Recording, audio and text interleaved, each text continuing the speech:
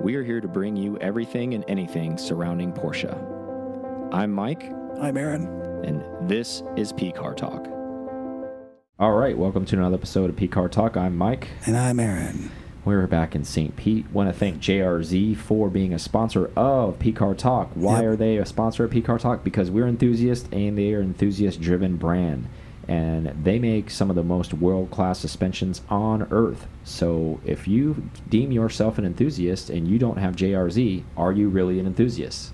Probably not. Maybe, question mark. Oh, shut up with your crap. No, but in all seriousness, we are thankful to have JRZ on the show. Not on the show, as a sponsor, excuse me. It's a really, really honor for us to have them because they do make a world-class product all across lines as far as overlanding, track prep, street prep, you name it, they make it. Chris is still making yours right now? Yeah, I don't know what's happening with that. I'm sure it's in the works. I'm pretty chill about stuff like that, so I just kind of let it ride. And when it shows up, right? So I'm sure he's busy. Series. I'm sure he's busy. And I've been busy, so haven't really put too much thought into it, but thank you for bringing that up. Want to thank the new members. We have Ernesto P, Bradley L, Benjamin L, John B, Justin F, Sandler A, Nash T, John H, Elliot D. Thank you guys so much for becoming new members. And some renewals, notable renewals: Albert S, Ron P, Ed S, Alvaro R. Thank you guys so much for believing in us.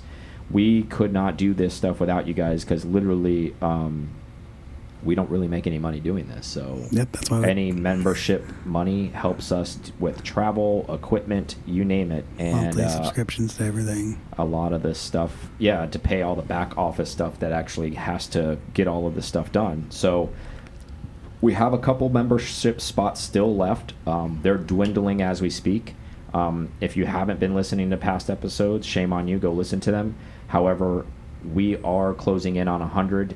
We are closing the door at 100. Why are we doing that? Because it's easier for us to manage. In addition to that, it also keeps a little bit more exclusivity for all the people that did believe in us those first 100. And we've done the math. We can pay some of our travel and our bills, the behind the scenes, and our equipment can get done with 100. So that's where we want to keep it. If you miss out on the 100 because you don't know what you're doing and you have a hard time navigating a website because you're 1,000 years old, I'm sorry for you. There's a waiting list that maybe we can send it by snail mail or put it to a pigeon or something and fly it to your house and get you on a waiting list, whatever that takes. But there will be a waiting list is my point. So that's how it'll work, and if somebody doesn't renew, then you'll be notified that you can purchase a membership. But my anticipation is people will continue to renew, especially since it's one of those kind of your grandfathered in type of deals. And exclusivity with that, you'll also be able to be eligible for the drive every year once we release it. That's also limited to 30 slots. We have a few left on that too, but I do think we're holding a few slots too, so don't quote me on that. If you are a member, those things. If you're a member and you're still waiting, if you want to make that happen or not, it's not too difficult to plan something out. One spot was taken this morning. If you're too cool for school and you're like, I don't even know what I'm doing tomorrow, bro. Well, hey, you're a badass. I don't even know what I'm doing tomorrow, bro. I know what you're not doing in September. Yeah. Guess what you're not doing? Driving with us and the rest of the crew. So, anyways, moving on from that. Speaking of drives, just got back from Gator Crawl. Want to thank Keith Ennis and his son for helping host that event. That was an event that was in Central Florida, air-cooled driving event. If you didn't hear about it, there's a reason because of that, because most of the people that went to this are Targa, I guess alumni is the best way to describe them. So this was just not advertised to the general populace. It was just advertised to people within the know.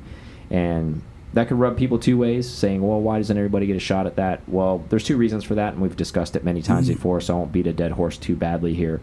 But it's one of those things where people are pre-vetted when it comes to these events, because if you don't know, there's a lot of these rallies where people get out of control and act like total asses. And I'm safe to say at Targa, no one had that issue. And Gator Crawl, no one had that issue either. We didn't have any cars go off, no accidents. Everybody came home with the iron that they ended up bringing. And do you think that's by coincidence? No. There's thought process behind that, and there's a reason why a lot of these events are invite only. Because of that, they're trying to keep everybody safe. They're trying to have everybody fun. They can't just open up to general populace because there's always somebody out there who wants to prove how big their penis is. Yep. And so you're repping your Target merch as we speak. Oh yeah, it was in the rotation of T-shirts, so it wasn't planned. But want to thank them once again. Where that happened was Central North Florida. Surprisingly enough, people that have never been in that area, including myself being a resident of Florida, there were some fantastic roads. Because they did some strip mining back then, back in the day in that area. So it created a lot of twisties and turns and elevation changes. And there was actually surprisingly amount of really, really good roads to drive that I now have access to. So maybe when it cools off again, I will just go and drive them for fun on my own. So that's kind of nice. Yourself. And there will be another one next year. I think they're shooting for earlier in the year, so it'll be a little bit cooler. They were anticipating, hopefully, it would still be kind of cool in March. We was unseasonably hot this past weekend, but it didn't really. It's been ebb and flow here, though. It's gotten chillier in some aspects. Yeah, it didn't put a damper on the weekend. It was a little treacherous towards the end of the day when it was in almost 90 degrees. The cars were a little pissed off at us. We were a little pissed off driving, but it's part of the deal, right? Still rather been in the car there and then just sitting in some room, air-conditioned in the middle of nowhere. So on the topic of speaking about air-cooled stuff, because I do attend a lot of air-cooled events, as most of you guys know, we're kind of curious because there was an ongoing thing while I was at Gator Crawl because I was being berated for Aaron's lack of air-cooled. So it's true. In the sense of that, I'm tired of being his liaison. I'm tired of listening to this bullshit story of well, I'm getting some things together. I'll go through the whole gamut of shit that Aaron tells me so you guys can hear it firsthand. So when we're off camera and off mics, I'm like, so when are you getting one? Well, I've been looking. Okay. So next question is, who the hell isn't looking, right? Everyone's looking. So that's kind of a bullshit answer. Next answer. Have you found anything? Well, I saw a couple things that I'm kind of moving some stuff around right now, so I'm kind of, so I may, I'm hoping before September, before Target, I can get one done. The months basically just changed, but the answers are the fucking same. It was January, now it's September. September will be here, and it'll probably be by the end of the year, and then we'll start this whole rigmarole of bullshit over again, moving on to the next year because it was supposed to happen last year. So, and as we know, air-cooled stuff is continuing to go up. Yes. So my theory behind this is Aaron just wants to spend as much fucking money as possible buying an air-cooled that he can. He's trying to look for the most expensive one, so when the market is at the very tippy top, that's when he's going to buy one. That's my theory behind this. For some, he's like, I am looking for $100,000 1982 SC with 250,000 miles on it. That's what he's looking for. That's why I can't find it. Yeah. But in all seriousness, tell the listener so I don't have to tell them whatever stories you try to tell me. Cut them straight so they can fucking hear it from you. What's the plan? What is going to happen? Set a date in the sand and sack up. No matter what fucking happens, come hell or high water, your leg falls off, you're still going to buy one because you can't drive manual anymore, or whatever the hell story fucking comes out of your mouth. Oh, well, I had to get my leg amputated, so now I'm looking for a Triptronic, and nobody wants to hear that shit. They want to hear an answer. Like what I'm looking for or when? Both. Okay. Because I'm curious to know, too, because I fucking hang out with you often, and I have no idea. I know. That's true. Well, now that everything's settled, because I was going through life transition over here. So now that that's settled, I got one meeting, and then I'm good. I'm shooting for September. I don't know if there needs to be a date on it before Target starts. That's what I would like to have my air cooled. What I'm looking for, I'm pretty open. And it needs to happen at least 30 days before, because you need to be able to sign up for Target. Which I probably won't be able to do that. I'll probably have the car, and I'll be, great. Nice, but he'll make a spot for you, but you can't be one of those you can't pull up Urbanic and be like, oh yeah, hey man, I know it's starts tomorrow, but is it cool if I just show up? That Charles had, and I didn't. The one with the broken handstand. Yeah, why didn't you? I don't know. I don't remember why. I didn't. On the oodles of cars that you decided not to look at that sold in the same day, I'm curious to know about that too. What is it? Just apathy, or what is it? I don't know. You're just not an air-cooled guy, or you just don't like classics, or? I do like all those things. Because I'm just doesn't have air conditioned seats. Like, what's the deal? Well, Like, I mean, that's a con for me, but I mean, neither does 997. I don't know. I'm just looking. I'll find something. I mean, you have to be like honed in on something, like, right? Like, let's cut the shit, and like, so you can hold yourself to this too, instead of just looking at shit that you're not really gonna buy, because honestly, those are just time wasters. So what the hell are your real parameters? Probably. Here? I've actually been looking. I've probably looked at the most. I've looked at 993s, like across the board. Okay. Something with black interior. If you're putting percentages on stuff, how much percentage are you putting on that you're going to end up with a 993? Ooh. Probably. Well, I mean, I don't want to pay 964 prices. That's just.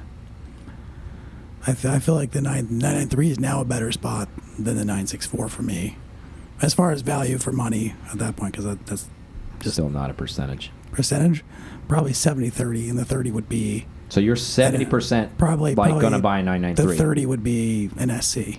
Okay, so you're 70%. I'd say 70-30. Okay. So that's a fucking strong number. That's a strong number. That's a really strong number. So like so more the odds are, if we were betting people, everyone listening, including myself, you should have a 993 before then. Yep, that's the plan. Okay. That's what I'll go for. I'm gonna hold you to it, or I'm gonna strangle you with the microphone cord when it comes September time, and you're not driving a damn air cooled. And what happened to him? And you're like, what happened to him? I was like, he died. And like, I don't know. Like, he just stopped coming over here, I guess. He just got nervous. He knew fucking deadline showed up, and it was like, I don't have one. I guess I'm gonna go dormant, block mic on my phone, all this kind of stuff. It's like PCar talked out. Exactly. It's like shit. I don't want to have to deal with the fallout. How's the podcast still getting out? I don't know. I don't know. Why don't you talk to Aaron? I haven't seen him. Tell him if I see him, I'm gonna beat his ass. September's the end of the podcast. Yeah, here we go. Exactly. That's it. He's got two options. Podcast is over in September, or he's buying an air cooled. We'll see how much he cares about the podcast. No, but I really hope you get one, because like you're not a stranger to paying attention to what's happening in the prices. No one's a stranger of what's going on out there. We don't need to we don't need to reiterate that. We've talked about it on tons of podcasts. I'm only bringing that up because I'm not even exaggerating, and I know people think I exaggerate, but actually, believe it or not, I tell the fucking truth all the time, like as bad as it sounds. So, no, I don't tell tall tales. Like, it was legitimate. I can name every single person who asked me about you driving a goddamn air-cooled and why isn't it there. And secondly, why weren't you passenger? Because you got offered that too, to ride in the car. I did. But I was like, I don't know. And then, so they don't have to go named, but I think, no kidding, 7 people. And not at, they weren't all hammering me in a circle at one time. I mean, we were staying at the hotel on the lake, so, you know, if you don't know, when you get back or you're going before you go for the drive, you know, you're traveling back and forth to your room, the hotel, you're just moving around, you're mingling with different people, you're eating with different people, having drinks with different people, and like within these crowds of people, I'm traveling and mingling and talking to people 7 different occasions throughout a 2.5 day span. I was asked the exact same question about him and air cooled. And by like the 7th time, it's not their fault because they don't know. Like, I'm ready to bite somebody's head off because I'm sitting there. I'm like, I don't know. I don't know that man's finances. Mike's just wearing a shirt that says IDK. Yeah. We're not, like, we're friends, but like, just like most friends, we try to keep some things personal. I don't ask that man's business. I don't know his personal finances. I don't know what's going on with him. Clearly, if he wanted one, like we all do, when you want something and you want something bad enough, you make it happen. So my answer is, I guess he doesn't want one bad enough. I don't know. And then I just start fabricating like answers at that point. I go, I think he's waiting for the top of the market to buy one because I think he wants to pay 150 grand for one. I don't know. Because I really don't know the answer. Because I was just like fed up. I can see that. I can see that. And not that because I have a, but it's an internal house question I have with you. I wish I knew the answer because if I had the answer, I would have told them because I don't even know, and I see you all the time because you don't even know because you're not forthcoming with what you're doing. That's true. There's been several times where I've almost pulled the trigger on stuff, but I just haven't told Mike. I'm like, well, nah. Here's another inside thing with Aaron.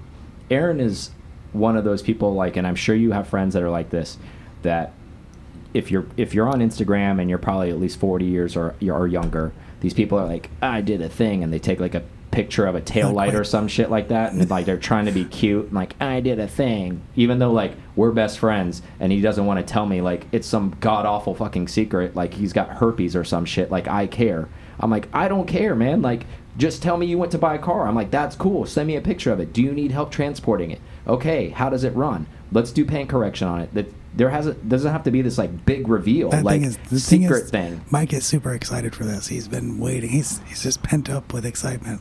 Yeah, to get one. I just want him a road warrior buddy to be able to travel to these things with me. And they're like, oh, is Aaron coming? I'm like, nope, because he ain't got no damn air cooled. That's why he's not coming. But hopefully 993. What color? Not silver. Yeah, I'm not even going to ask that because that's a whole nother bag of worms. Who knows whatever like reason you come up with. Like, and then black interior. That's my criteria. Yeah. Well, you heard the high watermark. September, podcast over, car showing up. So enjoy it while you can. I guess you're going to have 100+ episodes to reflect on once this is over with. And you just go back and like re-listen to these things and you're like, see, this episode right here is when it started to fall apart. When like Mike started getting really pissed off about Aaron not having an air cooled, and then Aaron purposely didn't show up with one just to see what would happen. So like then Mike had to like actually hold to his guns because he's that kind of guy, and they can stop the podcast. That's what happened. Wouldn't that be ironic? It's all the Porsche podcast stops because of a Porsche. That would be a Well, it's in your fate now. It's in your hands now. The fate of the show's in your hands. Speaking of expensive Porsches. Yeah, so if you guys haven't been paying attention, we've been paying attention for you. So there's a place called Theon Design. They're based out of UK. They're starting to get a lot of press around their vehicles. So they've been restoring cars for a little while now, but their most recent resto mod backdate type of deal. Did they call it recreation? I saw something. He called it resto mod. Oh, he did? Okay. Yeah, called it resto mod. It's with a 964. And it has a very uncanny look to another manufacturer that already exists that backdates cars. I will go unnamed because I don't want to put these two and two together. You guys can figure it out. You guys are smart people. Yeah. Price point on these cars are about $400,000 from Theon Design. The next car that I'm talking about is about $200,000 bump. So you can read between the lines. You don't have to do too much thinking. Don't hurt yourself. So that's the base car. That's the base steel car because I know they have a couple different versions. Yeah, I think that's what you can get out the door with like a 3.8 engine and not going too nuts. That's pretty built. It looks neat. Yeah, so they have a 3.8 or a 4.0 like the other brand. So my thoughts on this with you are I have two questions for you on this. One, why is everybody backdating 964s in your opinion? Why is it this car it keeps showing up, and not with just these bigger name peoples that do these elaborate expensive ones? Even with choice enthusiasts go and get this and backdate one, and we're seeing this more and more, and it's been happening for a while. I know why it used to be because 964s used to be really cheap. You could get them for nothing and do a backdate on. You could pick one up for $15,000 to $20,000 and do a backdate on a car. And it had modern powertrain and more modern, I shouldn't say modern, but more modern amenities and things like that. That made sense then, but like why still now? Because now they're expensive even to start to like backdate. It's probably just platform in general where it got a little bit more modern, but it didn't get to the 993 point. I've always heard the 993s have been soft. That's what I hear. It's true. So it's a perfect car for you. So I love it. Yeah, it'd be great. Mr. Six Soft. gear, Yeah. 6 gear, just chilling. That's taking me. pictures from the back. That's you, buddy. That's what I do. Just hang out. Yeah, air conditioned seats, chilling, hanging out. Yep. Got Chrome. the defrost on, rear wiper going. Guys just soaking up, taking pictures of birds on the side of the road. Exactly, a birder. There you go. But I think it may just be chassis in general. Just that platform seems to lend itself to being modded and then handling those mods well. No matter how, and it's assumable to all the different platforms. Where the 993 changed a little too much. I mean, I guess if it wasn't as different, if it still had like the pontoons instead of relaxed headlights and things like that, then maybe they could lean on that platform a little bit more. But it's the last raw air-cooled cars that can still be transformed to what you would picture back in the day, and then Also, it's stable. You can throw as much power as you want to at it. It seems like. I mean, 500 horsepower, whatever you want to do. If other manufacturers do it, but yeah, I mean, and that's what I think is just a stable platform. Yeah. It's been proven. And has it been? Was the 964 raced more than the 993? I don't know. I just just to me, and I don't know if it's just kind of like 964s.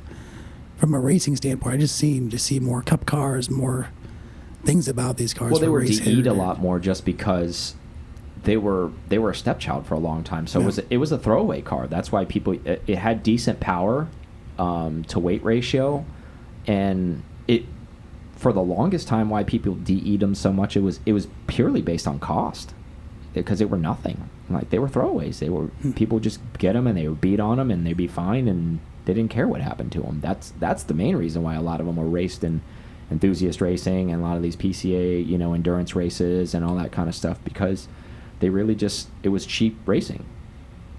I think it's interesting nevertheless, and not because I have one and any of that stuff. It's what, regardless of what people may think, I just think it's just another company supporting how strong a 964 platform, supporting what you just said all about that without having to say it all over again. And what he said, basically, maybe that's why. But you and I had a very interesting talk during lunch about the 964 of long term, maybe not. And when I say long term, I'm talking 10 to 20 years out from now, when 964s become really ancient, and they're already pretty old they're 30 years old already. Yep. I mean, so now we're talking maybe 40, 50 years old.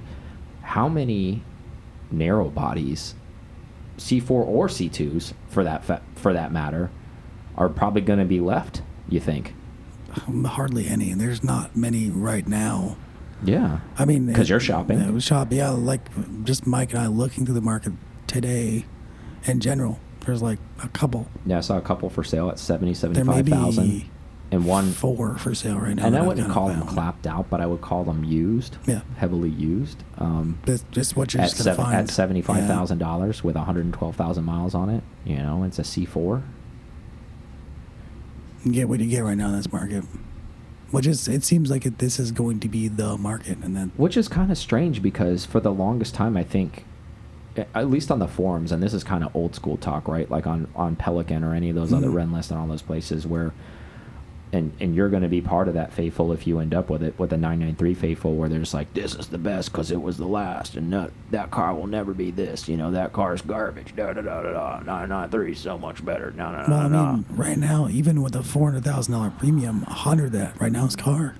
Yeah, it's true. If they're sourcing the car for you, same thing with other companies. If it's gonna, I mean, so hopefully you're getting $300,000 worth of add-ons. Yeah. Rebuilt motor and all that stuff. And it's just weird because there's always these theories, right? Like, these places put such a small footprint on it. Like, I don't know where my headspace is with it. I don't know if I agree with it or disagree with it, because you think about how many cars that Singer's made, which in the grand scheme of things is a probably low number. However, you and I have been to the secret warehouse and we've seen how many are in queue, which is a lot of chassis. A lot of shells are sitting there. I think there's a lot more there than people realize or think there could be. And then, we moved into the other areas like we've talked about before with like RWB. Okay, well, there's guys who want to do them to 964s. Once you start doing that, okay, there's no way to really you could take them back, but it's not an unmolested one. Let's put it that way, even if you take it back. And now we have this other Theon design. They're doing it. And countless others that go unnamed that are onesies and twosies. And enthusiast ones that are being done in their own garage when they want to do one. We have a friend working on a 20-year project as we speak, and he has a 964, and he wants to wide body it, and it's a narrow body car. Yeah. So depending on, would you ever delivery turn yours back to stock ever? Yeah, I mean, at some point, I'm sure I'll be some old decrepit man, and I'll think that's stupid, and I'll take all of the stuff off. But I hope I never become that uncool and want to have that, but it's all possible. We all can get bit by the non-cool bug. I mean, it happens. But I know what that does for a long term as far as leaving that livery on. If I took it off, the car would need to be resprayed because it's already probably shadowed. Probably shadowing on that car because the paint's kind of soft anyways. So would I do it? I'm never going to say never. Anything's possible. I mean, I may even take it to the point where, I mean, I'd always wanted, if I did a respray, I said to myself, as I was going to respray that car, and I was, because it's mine and I don't care about resale value, I was going to paint it like an RS color. I was going to paint it like maritime, or I was going to paint it mint green, or even go outside of that and paint the whole car and like take a windows out, take it all the way down to the tub and like paint it like jade green or something just unique if I was going to paint it anyways. So if you're going to get one of these resto mods done, like Theon's or the other guys, would you do it in an RS color? I would do that. To be different? I mean, that seems like a good idea. Yeah. I mean, that would just be me.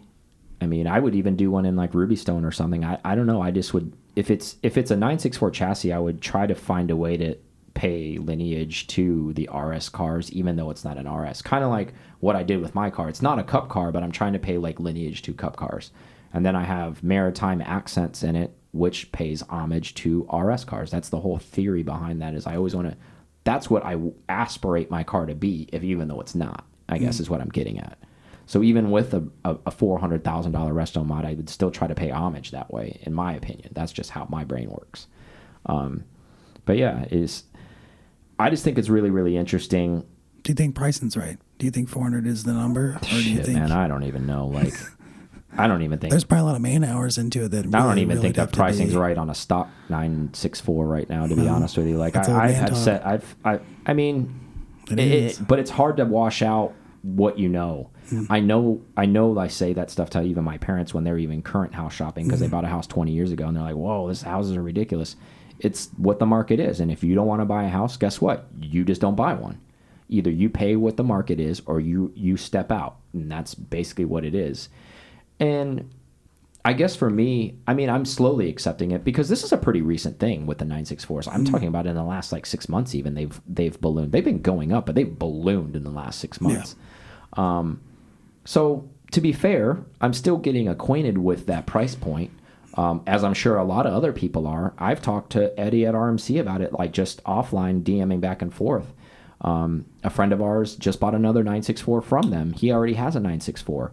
He has a C4. Now he wanted a C2. That's the reason why I bought that car. And he likes the platform so much. But the interesting thing behind that is they're so hard to find at all to begin with. So, you can bitch and moan about the price all you want.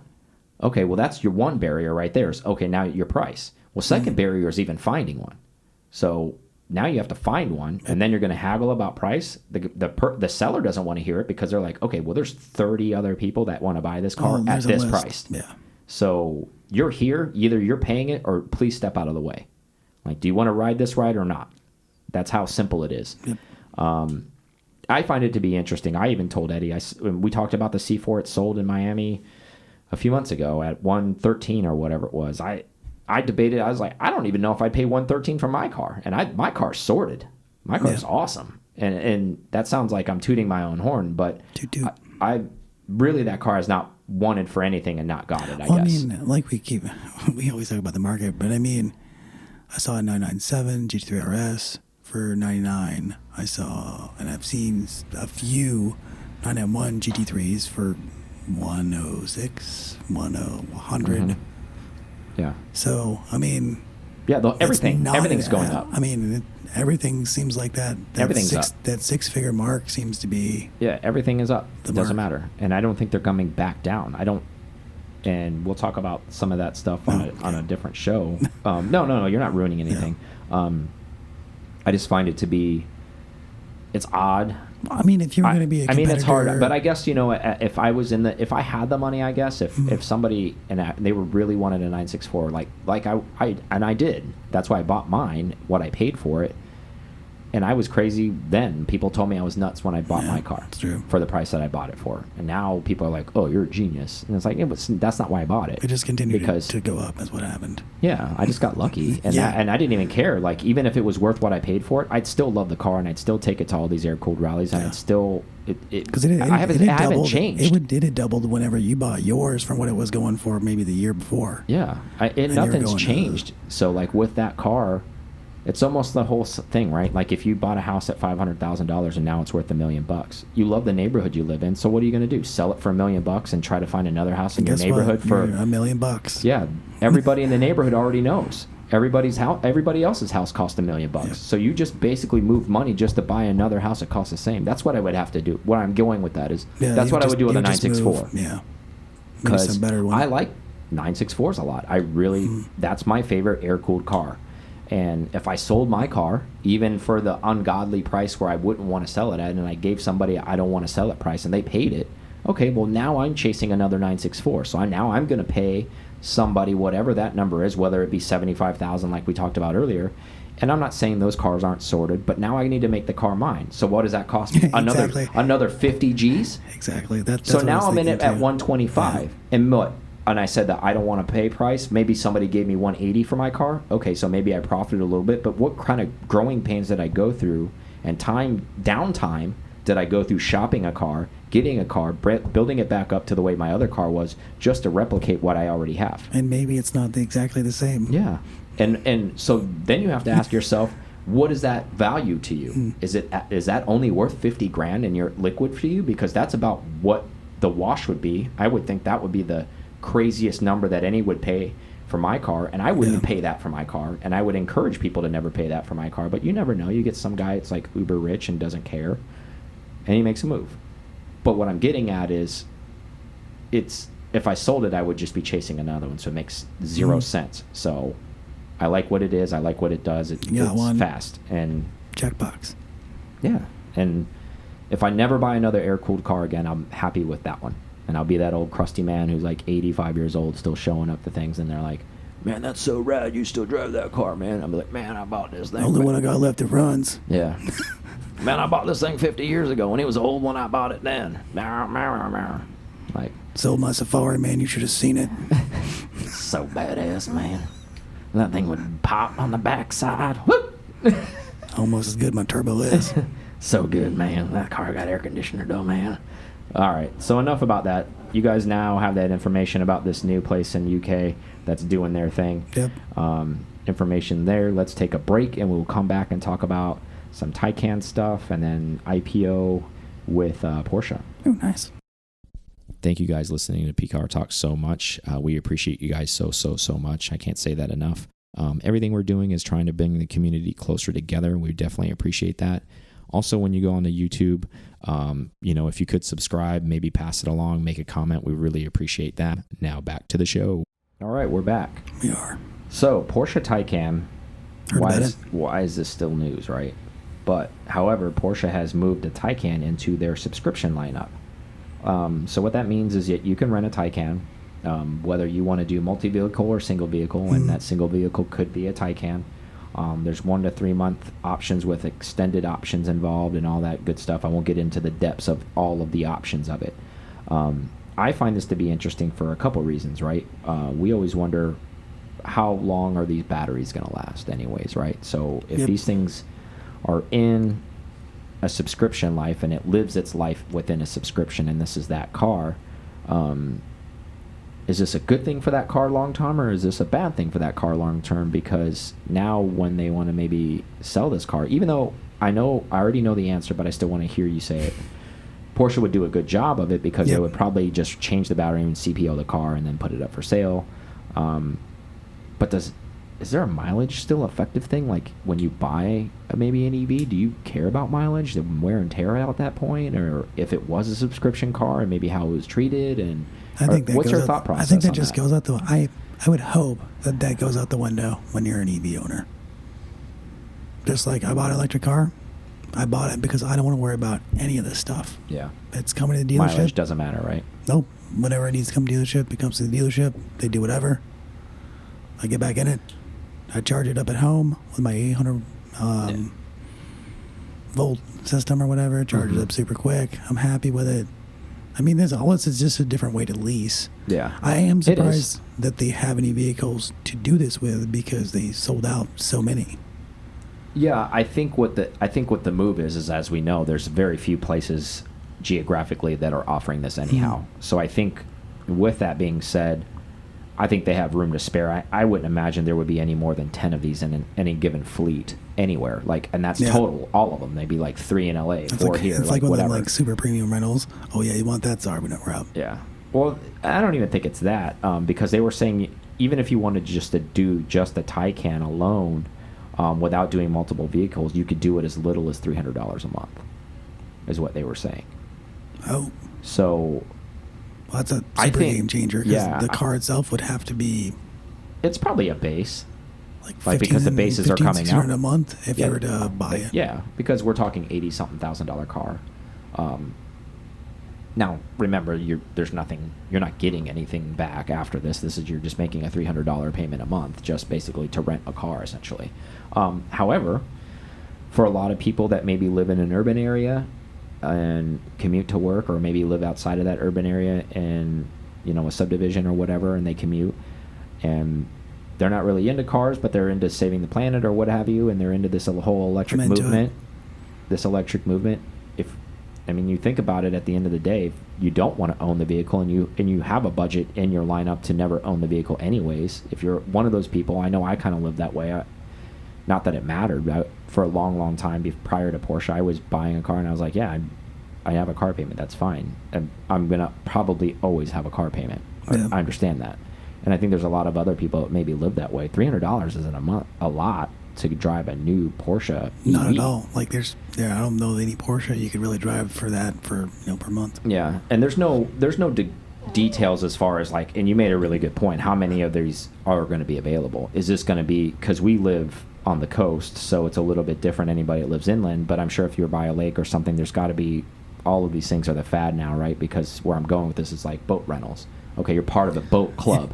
Yeah. All right, so if you don't call at 0700 Saturday morning, because they only have 50 boats, but there's 1,000 members, you don't get a boat reservation, and they only take boat reservations 7 days in advance, or whatever each marina's thing is.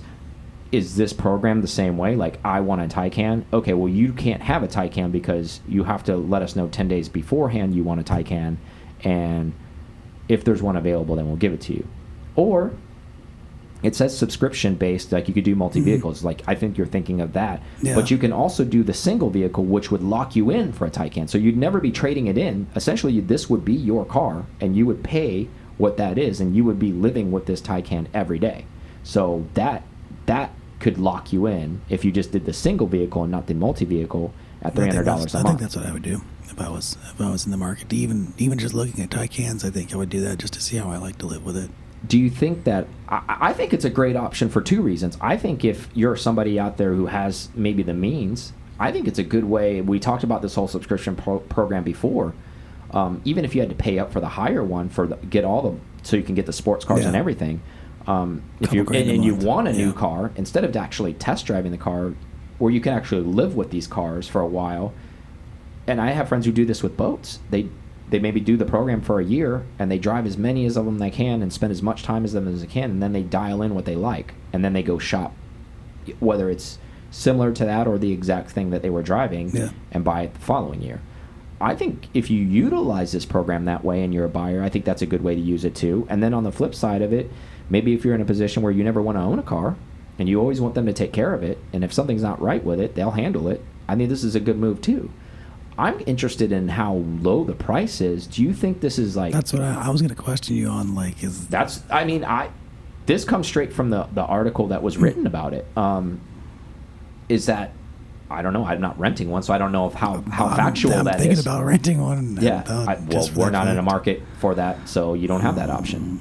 They don't do that here. So which is the worst. Yeah. So maybe move to Colorado or Southern California where they're kind of offering this. So those are your options right now. And also, I think maybe there's a price point on that too, because it's so new. It's such a new program, and anything when it's new, introductory fee. Exactly. When it's new. And then when it catches a lot of steam, maybe the prices go up. Because they have to be losing. They have to be losing money on these cars that they're renting because they're getting used, and so they're depreciating. But maybe there's a long-term goal behind this, right? Yeah. Where they're hooking you into this car. But now you're just in their subscription service, and now from $300 it's $1,200 a month. Exactly. Now you're living there, or you go buy one. Yeah. So it's a win-win for them. Because you're either in the program or you're buying one of their products. So they still win. So it doesn't matter. So maybe that's how they're approaching it. Yeah, they could do a rent-to-own or something. Yeah, and maybe they'll phase them out at some point. They don't have to guarantee that these are in the program. When your subscription is up, they don't have to continue to lease the car with you. If they say, hey, we're doing away with this program now we're going to sell that fleet of cars, and if you want one, you got to buy one. That could be, you never know what their business strategy is. But my point of bringing all this up is a very, very interesting thing. Do you think this is a way for Porsche to kind of get a next generation of people? Or, I mean, necessarily, it doesn't have to be young, so I don't mean generation like that, but I'm talking generation of car people, like what we talked about before, more of kind of computer savvy, tech savvy type people that are maybe no interest in cars before, and we've talked to many, many people like this before, but now these EV cars are out, and they fascinate these people that are more tech savvy, and they're like, hey, I like that it's all basically a computer that drives. Yeah, I think there's that, and I think that Porsche's realizing that just buying cars in general is something that's not always going to be a thing. I think they're looking ahead to seeing everybody moving towards cities, and they're doing rentals versus buying houses versus buying apartments. Right? So they see that this is maybe a strategy that they should take and go. There's long-term renters and houses and property and apartments, right? So what's the difference, test the waters, right? And see if this is a thing, and then let's make it part of our business strategy. Like, if they're doing it, small scale, and go, okay, well, it works. Let's start pushing it out to those big cities. Mm-hmm. I mean, it could work if it was only three. I mean, I'd be in a Taycan right now per month. If it's $300 a month to do it, why not? Yeah, because you just shift the money you were going to buy for your air cooled and just put it into a Taycan, and you get fucking sidetracked like you normally do, and next thing you know, you're in a Taycan and no air cooleds here, and the damn show's over again in September. And now, do you even lift, bro? That's the question. Do you even lift? Like, if you know the reference, you know what I'm talking about. But yeah. And that's what happens. Yeah, I'd be in a Taycan right now. Yeah, of course you would be, because then, well, yeah, I got a Taycan now. Still don't have air cooled though. Taycan. Jackass. All right, next topic. So, Porsche, there were talks a few months ago, maybe you heard or maybe you didn't, that we're possibly going IPO. Yesterday, the CEO of Volkswagen Group said no to that they are not going IPO. Is that the final word? That's yet to be determined, but as of right now, no. They're not going to IPO. However, he also stated, he goes, it's like our Pearl. Why would we do that? Why would we go IPO with this? Why would we go public with this? Estimated net worth, if it did go public, is $84 billion with a B. That's some serious cheddar. That's a lot of B's. That's some serious cheddar. But as we all know, once something goes public, it's not going to go private again, right? Like it can't revert back. I mean, it could, but like it's not. That means them buying all of that back, which they probably wouldn't do. Yeah, so and they've been private for so long, it turns almost like, would you, like, why now? Why they are doing so good as a company? They're killing, right? So so there's two theories of that. Because they're doing so good, why not go IPO? Because they could kill even more and get all of that money and all that revenue even in to continue to help them do something. Porsche would be like, I'm buying Porsche or shares. On the flip side of that, there's always the old the old guard. It says, well, we haven't done it this long. Why would we do it now? And we have control over what we do. Exactly. And we can control all our designs, and now we're not chasing money, and we don't have a board, and we don't have all that stuff, and it's all privately owned still, and all of our decisions are in-house. We don't have to worry about everything. Yeah, their board is their board. Yeah, that's what I meant. Like, I mean, like a board of trustees outside of it, where people are saying, like, well, from a financial standpoint, we're not doing as good as we used to do, and no, and all that other jargon. They don't have to worry about that shit. Because everything's all in-house. 6x6 Cayennes, here we come. Yeah, everything's all in-house. So at the end of the conversation, he was quoted as, I'm not interested in ever doing it, so I don't ever see us really doing that. I'm here so I don't get fined. What are your thoughts on even, and I don't know if this is even something Porsche did, or if somebody in the rumor mill just kind of started bringing up and then kind of pushing the envelope to ask them to do this, or any of that kind of stuff. I don't know really the origin of this, but do you think it would be a good idea to go IPO or stay private? What are your personal thoughts on this? I think they've done so well. Like you said, I think being private kind of just means it's just a pride thing where they've been able to do it. They don't need any outside. They don't need to be public. I don't think there's any reason for them, especially for them doing as well as they have. Mm-hmm. Now, I could have seen that maybe back in the 90s when they were struggling. Maybe it wouldn't have been the most optimal time to do it, but Yeah, we need because some it probably influx of wouldn't have cash. been, it wouldn't have been worth a lot to do. Yeah, not as much. I don't see where there's a super benefit for them to go IPO. Yeah, because it's just cash flow at that point. And I'm sure whatever, even if they have like a lender who lends them money for them to do their own things, like their credit line's got to be astronomically high anyways. So like, why would they need that money to maybe go even on something? I don't know. Like they're printing their own money already. They're like, why would I need your money when I make my money? Like money's already being made in house. I know they put a little bit more money into Rimac. Yeah, I know. So, but I mean, as we know, they kill on everything. It doesn't matter what it is. It makes money. I mean, they make buildings. They make sunglasses, shoes. Doesn't matter what it is. It sells out. That's true. So, my personal opinion behind this is I hope they stay private. I hope they don't go that way. I like it when these family owned and they stay that way, and it gives them a little bit more DNA, I think, with keeping to what they need to do, because like once you start to bring like high level bean counters in, they start to really dilute what you're trying to do. Maybe like who knows, they could come in and they fall far from the sun. They like could just, they don't care. They could just do away with the 911 just because like they're like, this doesn't make sense anymore. Like we're only making SUVs, you know, kind of almost like how some of these other the Power 5 did in the U.S. I see what you're saying. We're even though the cars it's that just they're business making, now. Yeah, like they don't care. There's not a passion. And that's what behind happens. it. Yeah, that's what happens. You bring those people in, and they're not passionate people. They're business people. Passion and more business. They're like, I need to make my couple millions because this is what my job is to do. To sit here is to do those things, as opposed to having car people up there to say, okay, yeah, let's go do something radical. Oh, you want to make another hypercar? Let's do that. Like. You think, because now it's just another approval chain is what ends up happening. Is, hey, we want to, now their design team has to get approval from these exterior people who don't know dick about cars usually, and tell them why this is a good idea. And if the numbers don't add up and they lose money on the car, they don't understand that. The first thing they go to, but this racing thing, that's really costing us a lot of money. Exactly. What are we doing this for? Out. Yeah. Oh, you want to make a hypercar, but you're going to lose $100,000 on each car? Not doing it. Even though it's rad, they don't want to do it. Yep. So, yeah, I vote for stay private. Don't let those scumbags get a hold of it, because I've worked for scumbags like that, and they are the worst kind of people in the world. All they ever do is think about money. There's no passion behind them. Like, they might as well be a damn robot. I don't have anything else. Do you have anything for the crew before we let them go? Nope. I do not. Mark your calendars for September. Doomsday, people.